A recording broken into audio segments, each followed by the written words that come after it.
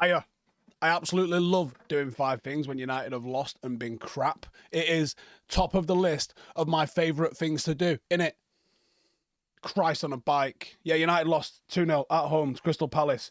We are now in the precipice, right, where if Spurs, West Ham and Everton, right, and I don't like to say this, David Moyes is doing an absolute madness with Everton at the moment. They are lying. Scoring goals. I know that's a strange concept to Manchester United fans at the moment, but they are scoring goals, and we're not. If those 3 teams who are probably better rounded than we are, certainly at the moment, just win 1 game and we don't, they go above us and we go into 16th. Now, it's okay. Not quite in the relegation battle. There's a little bit of a buffer. Not a lot in it, though. At all. Not a lot in it at all. Now then, let's talk about the 5 things that we did learn. So we saw Ruben Amorim rock up with a formation that didn't have a recognised striker. And like I said last night, loads of you go in, right, well, to be fair, Steve, when we play a striker, it's like we don't have a striker anyway. Which is a valid point. So we saw Manu pretty much as the one that was charged with the penetration, leading the line. Now, there was some moments of fluidity, invention. People were looking for little through balls and that early doors, but we lacked the cutting edge. There was no box presence, and I thought it limited Manu's influence a little bit. I think he is better as one of the creators just outside that area. Now, it's an indictment on the form of the 2 strikers that he'd rather play a midfielder. I was hoping when I saw the 11, maybe because Ruben's got this sort of experience with the 3-4-2-1, 3-4-3 kind of shape, that Crystal Palace came to Old Trafford and shown us how to play, by the way. Like, hey, this is what you're supposed to do. Maybe he knows the strengths and weaknesses of that system certainly better than I do, and this is his plan for how you deploy your own 3-4-3 against another 3-4-3, and he's gone, don't go against the back line. They'll have 3 there. Let's go wide, let's go deep, and let's go nowhere near those 3 centre-halves. And then hopefully you'll have an overload somewhere in the middle of the pack. That was my thinking. That was what I was expecting him to try and show us. Yeah, it didn't happen. It didn't happen. It shows the absolute glaring lack of quality and goal-scoring options that we've got in our attack. But hey, don't worry about it, eh? We've only got another 6 months of it. Number 2, on the attack. Scoring for us seems like so much of a chore at the moment.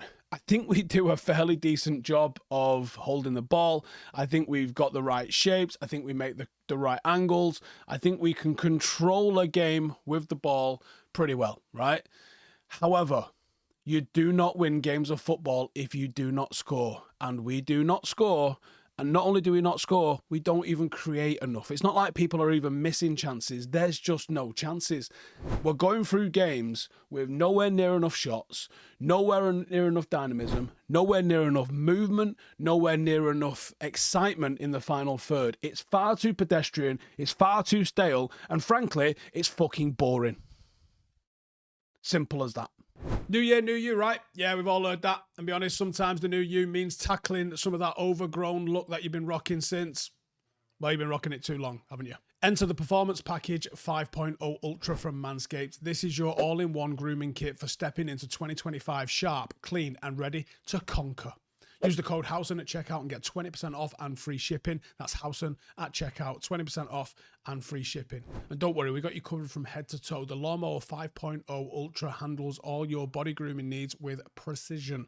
And the Weed Whacker 2.0, say goodbye to the pesky nose and ear hairs. Plus, there's some amazing freebies like the Crop Soother and a Crop Preserver to make you feel fresh and comfortable all year long. It's time to level up your grooming game, lads. The Lawnmower 5.0 Ultra isn't just any trimmer, lads. It's designed for the modern man. It's smooth, it's precise, and it's always reliable. Whether or not you're heading to the gym, on a date, or you just want to feel confident in your own skin, the Lawnmower 5.0 Ultra has got you covered.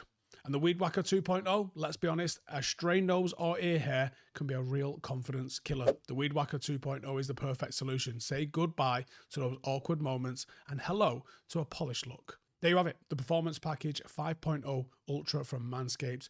Use the code Howson at checkout for free shipping. Upgrade your grooming routine and start 2025 feeling the best version of yourself.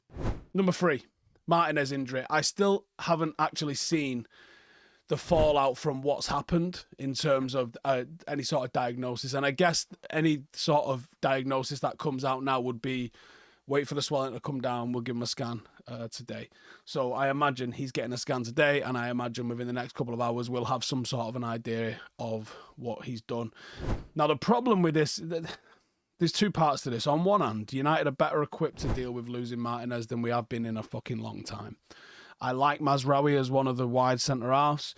We've got Yoro. Maguire looks like he's capable of playing, although I didn't think he had a great game yesterday. You've got De Ligt. You've got options, right? You've also got some of these youngsters that are, in the mix, Kokonki and also Heaven. So, and Johnny Evans. Let's not forget, best player in the world. So there are actually a lot of options and a lot of depth. It's probably the one area of the pitch that you could ride out an injury. Every other area of the pitch, you'd be fucked, right? Luke Shaw's been injured since the Battle of Hastings, pretty much. The other issue here is, so from a Manchester United point of view, United can ride this out. It's a blow because I actually thought he was adding a little bit of dynamism.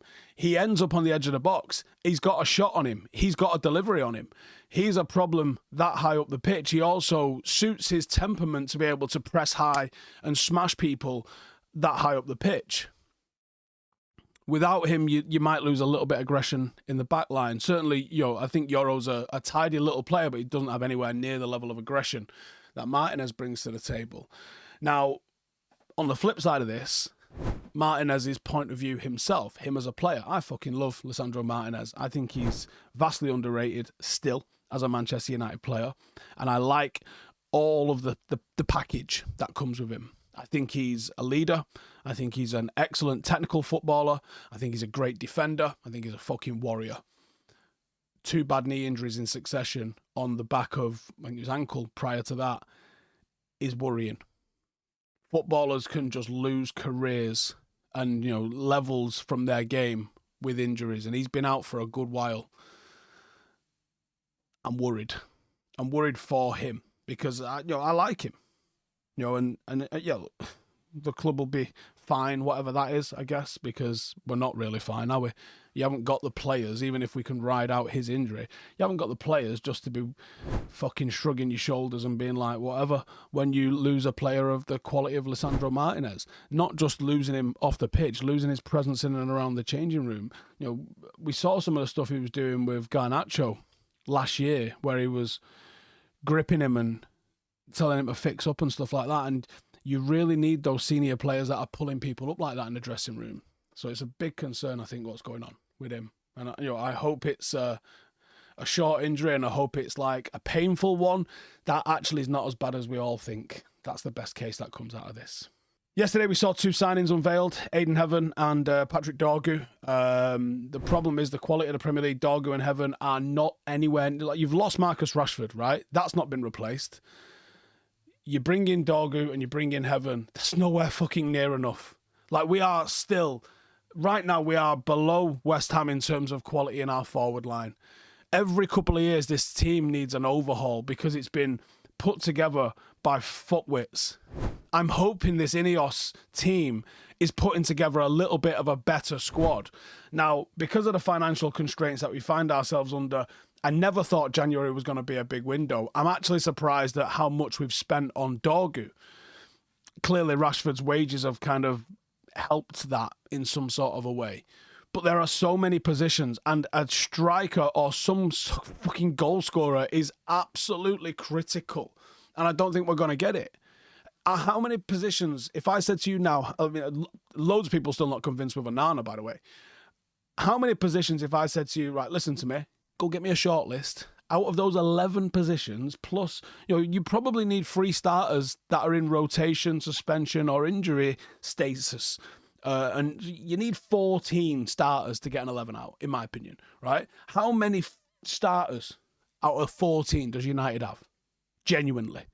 I think Ugarte is one. I think Mainu could be one, but I don't know if he's absolute certainty to be one yet. I think you would probably lean towards him being one. Ahmad probably is one. People are on the fence about Bruno. People are on the fence about fucking De Ligt. For me, De Ligt, Mazraoui, Martinez, they would all go in. Martinez is injured. That's fucked. Euro's not quite there yet. Dorgu. I don't know yet if he's suited to the Premier League. I'm excited to see him, and I hope he is. I don't fucking know if he is.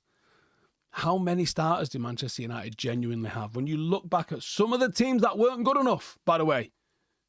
Fucking Zlatan and Cavani and Cristiano Ronaldo in recent years, and Lukaku. Lukaku is shit, remember that?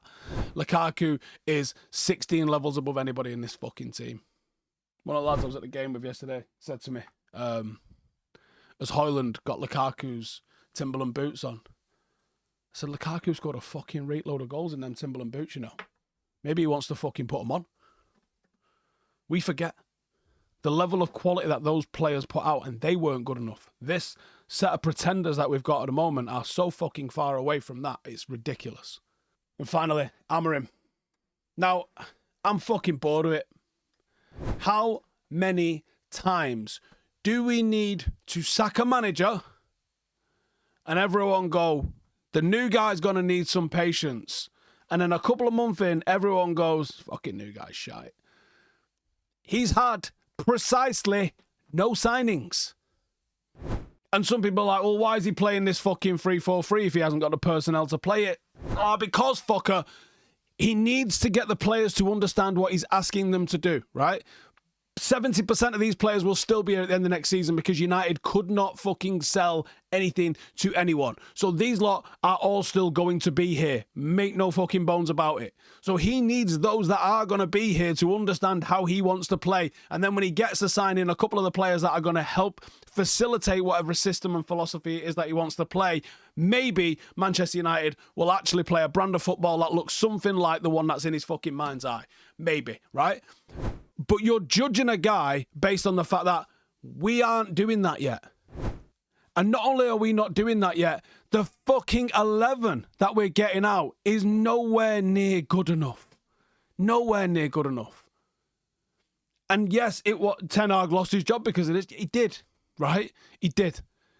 But there was also other things at play with Erik Ten Hag. Namely, that the ownership of football fucking board had changed, and that's the biggest threat to any manager's job, when the people who are in charge of it change, whether that's owners or whether that's like a director of football or whatever. Everybody wants their own fella in charge. And yeah, Ten Hag wasn't perfect. The guy delivered 2 trophies, still got the sack. Not ideal. Them's the facts. What can Amorim do to salvage the season? Maybe he's just been told the philosophy and the style of play is the most important thing that we give a fuck about. Don't relegate us if you can help it. Maybe that's the parameters that he's been given. Because clearly he's not been told to fucking get Europe. Clearly. That's not fucking happening, is it? You know, maybe he gets a year's grace and they say, look, for 12 months, just figure it out and we'll see you after that. After that, we want to start seeing some progress. Maybe that's been the case. I don't know.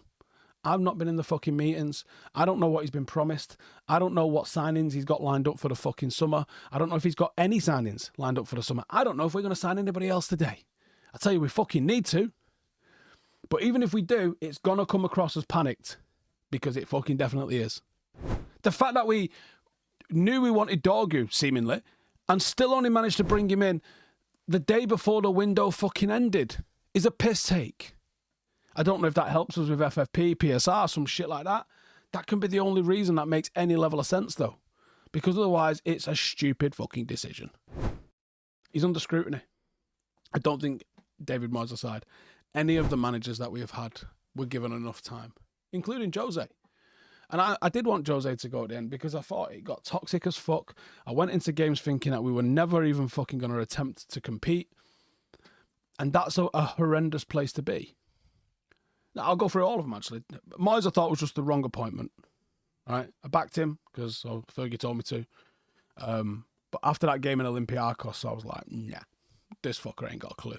this guy has not got a clue. I've seen these players and this team perform better. I know they can perform better. Louis comes in, spends a fucking rate load of money, and we competed with some of the bigger boys. We did. Now, Louis van Gaal football was boring. Genuinely, painfully boring. It was more entertaining than what we're seeing at the moment, by the way, but it was boring. Louis got the bullet because Jose Mourinho was available after winning the FA Cup.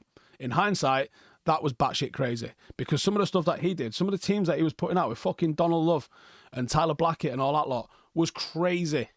But there was some good players in that team. You know, the Falcao and Di Maria and all of that sort of stuff. We brought in creativity after Louis went with Mkhitaryan and Pogba. And then we had 4-0 FC for a little bit, didn't we, under Jose, where we were quite free-flowing. We brought in Lukaku, we brought in Zlatan. United actually looked like they were fucking getting about people a little bit. Unfortunately, you were playing fucking Chris Smalling and Daley Blind at centre-half, although they looked good at the time. You're never going to play out with Chris Smalling. Guy looks like he's fucking dislocating his hip when he tries a 5-yard pass. Never seen a player that could not pass it 5 yards as bad in my fucking life. And yeah, we get the 4-0 FC for a little bit. We do manage to bully and fucking go bananas on some of the teams that you're expected to blow away, as Manchester United should. But in the bigger games, certainly away from home, Jose played not to lose rather than to nick anything. And that changed under Ollie.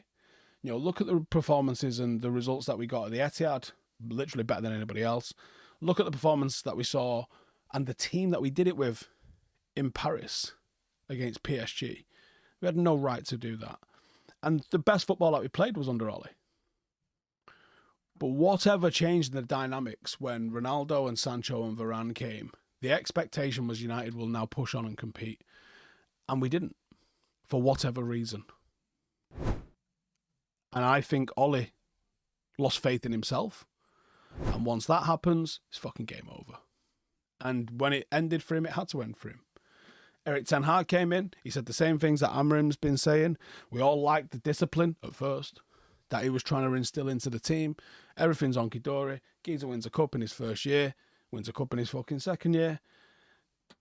Spend a load of money in the summer. It's not improved. He gets the fucking bullet. You tell me that isn't going to be exactly the fucking same. And in the middle, you had Ralph Rangnick and Michael Carrick and Ryan Giggs and all sorts of shit going on. But you tell me that doesn't feel like it's just going to hit the exact same fucking rotation.